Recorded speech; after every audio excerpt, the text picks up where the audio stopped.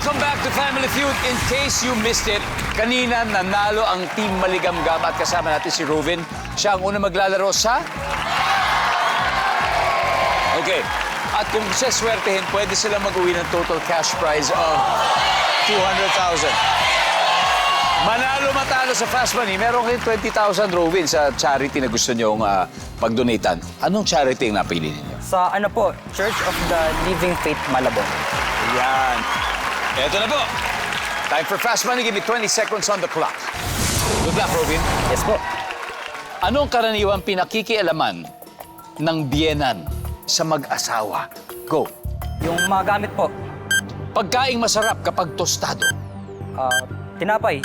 Name something na dinadala sa beach. Yung ano po, bola. Dapat mo itong gawin pero lagi mong dinidelay o ipinagpapaliban. Pas. Sa isang taon, ilang beses kang bumibili ng bulaklak? Isa. Rovin, tara, tignan na natin dito. Okay. Rovin, ano karaniwang pinakikilaman ng biyenan sa mag-asawa? Sabi mo yung mga gamit. Ang sabi na survey dyan ay...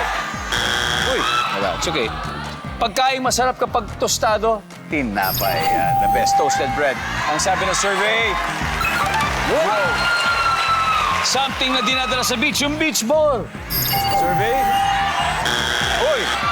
Ba, dapat mo itong gawin pero lagi mong dinidelay o ipinagpapaliban, hindi na natin nabalikan. Nag-pass ka dito. But it's okay.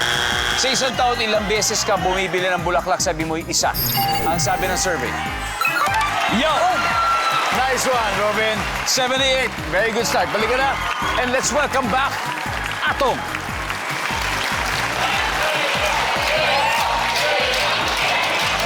Mukha ko ba si Jinggoy? Bad trip! Paring Atong, kumusta? Masaya, sir. Masaya ako para sa'yo. Kasi ang anak mong poget magaling, ay nakakuha ng 78 points. O, diba? Halos kalahati.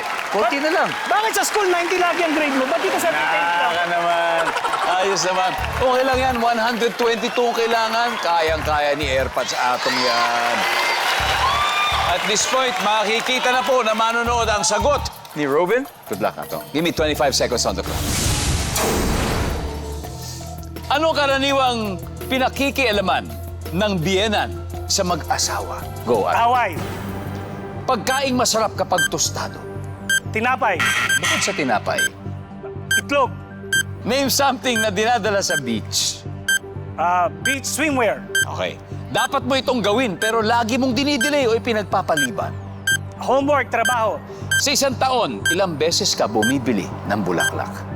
dalawa, Let's go, pare Atong! Okay. Karaniwang pinakikialaman ng biyenan sa mag-asawa, away. Ang sabi ng survey natin dyan ay... Top answer! Pagkaing masarap kapag tostado, sabi mo'y egg.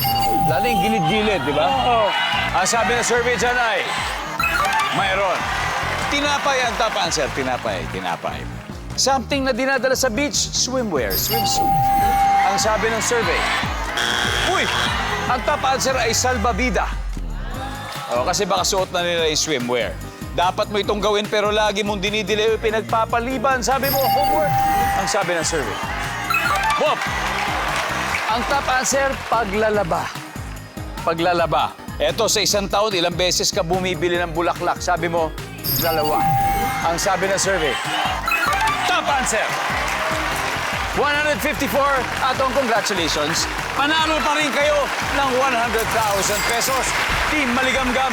At syempre, let's welcome back the Salvador family. And I just want to say happy birthday to my mom. It's her birthday tomorrow. Happy birthday, Mommy. Happy birthday po sa inyo. Good health ang aming, syempre, wish para sa inyo.